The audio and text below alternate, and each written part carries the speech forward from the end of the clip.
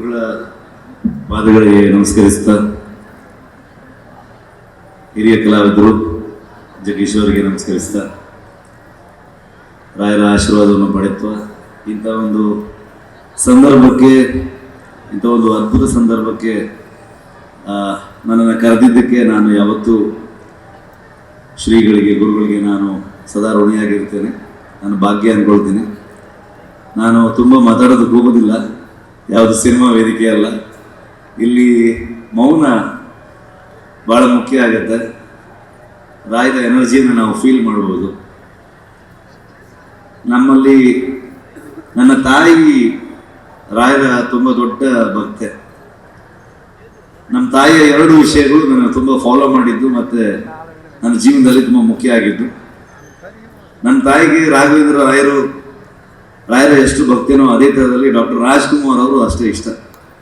ಹಾಗಾಗಿ ಈ ಎರಡೂ ವಿಚಾರವನ್ನು ನಾನು ಚಿಕ್ಕ ವಯಸ್ಸಿಂದ ನಮ್ಮ ತಾಯಿ ಹಾಕ್ಕೊಟ್ಟಂಥ ಹೆಜ್ಜೆಯಲ್ಲಿ ಫಾಲೋ ಮಾಡ್ಕೊಂಡು ಬಂದಿದ್ದೀನಿ. ನಮ್ಮ ಮನೇಲಿ ತುಂಬ ಎಲ್ಲೂ ನಾನು ಹಂಚ್ಕೊಳ್ದೇ ಇರುವಂಥ ವಿಚಾರ.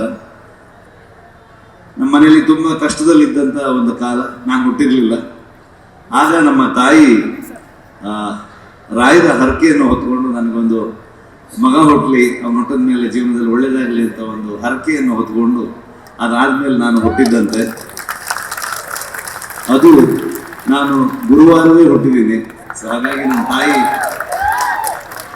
ಯಾವಾಗಲೂ ಹೇಳ್ತಾ ಇರ್ತಾರೆ, ನನಗೆ ಏನೇ ಕಷ್ಟ ಬಂದಾಗ ನಮ್ಮ ತಾಯಿ ಹತ್ರ ಹೇಳಿದಾಗ, ನೀನು ರಾಯರ ಹರಕೆ ಹೊತ್ಕೊಂಡು ಹುಟ್ಟಿದವನು, ನೀನು ಗುರುವಾರ ಹುಟ್ಟಿದೆ, ನಿನ್ಗೆ ಒಳ್ಳೇದಾಗತ್ತೆ, ರಾಯರನ್ನ ನೆನೆಸ್ಕೊಂಡು ಮುಂದೆ ಹೋಗುವಂತ. ಹಾಗಾಗಿ ಇವತ್ತವರೆಗೆ ಏನೇ ವಿಚಾರಗಳು ಬಂದರೂ ಜೀವನದಲ್ಲಿ ರಾಯರನ್ನ ಸ್ಮರಿಸ್ಕೊಂಡ್ರೆ, ಎಷ್ಟೋ ಸಲ ಶೂಟಿಂಗ್ ಆಗ್ಬೇಕಾದ್ರೆ ನಮಗೆ ಏನೇ ತೊಂದರೆಗಳು ಬಂದಾಗ ರಾಯರನ್ನ ಒಂದು ಸ್ಮರಣೆ ಮಾಡಿದ್ರೆ ಕಣ್ಮುಚ್ಚಿ ತೆರೆಯಷ್ಟಲ್ಲಿ ಅಂತ ಕಷ್ಟಗಳು ಪಾರಾಗಿ ಹೋದಂಥ ಅನುಭವಕ್ಕೆ, ನನ್ನ ಅನುಭವಕ್ಕೆ ಬಂದಂಥದ್ದಿದೆ.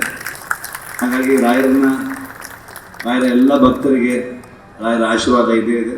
ಜಗೇಶ್ ಅಣ್ಣ ಹೇಳಿದಾಗೆ ಇವತ್ತು ನಮ್ಮ ಕಣ್ಮುಂದೆ ನಡೆದಾಡುವ ರಾಯರು ಶ್ರೀಗಳಿಲ್ಲಿದ್ದಾರೆ. ಅವರ ಮಾರ್ಗದರ್ಶನ. ನಾನು ಚಿಕ್ಕ ವಯಸ್ಸಿಂದ ಮಂತ್ರಾಲಯಕ್ಕೆ ಬರ್ತಾನೆ ಇದ್ದೀನಿ. ಆದರೆ ಇಲ್ಲಿ ಗುರುಗಳು ಬಂದ ಮೇಲೆ ಆದಂತಹ ಬೆಳವಣಿಗೆಗಳು ಎಲ್ಲವನ್ನ ನೋಡಿದಾಗ ಖುಷಿ ಆಗುತ್ತೆ. ಇನ್ನು ಹೆಚ್ಚೆಚ್ಚು ಭಕ್ತರು ಇಲ್ಲಿಗೆ ಬರುವಂತಾಗಲಿ, ಎಲ್ಲರಿಗೆ ರಾಯರ ಆಶೀರ್ವಾದ ಸಿಗುವಂತಾಗಲಿ ಅಂತ ನಾನು ಕೇಳ್ತೀನಿ. Thank you.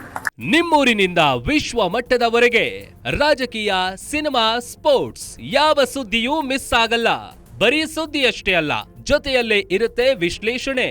ಗ್ಯಾರಂಟಿ ನ್ಯೂಸ್ ನ ಸಬ್ಸ್ಕ್ರೈಬ್ ಮಾಡಿ, ಫಾಲೋ ಮಾಡಿ, ಕ್ಷಣ ಕ್ಷಣದ ಅಪ್ಡೇಟ್ಸ್ ಪಡೆಯಿರಿ.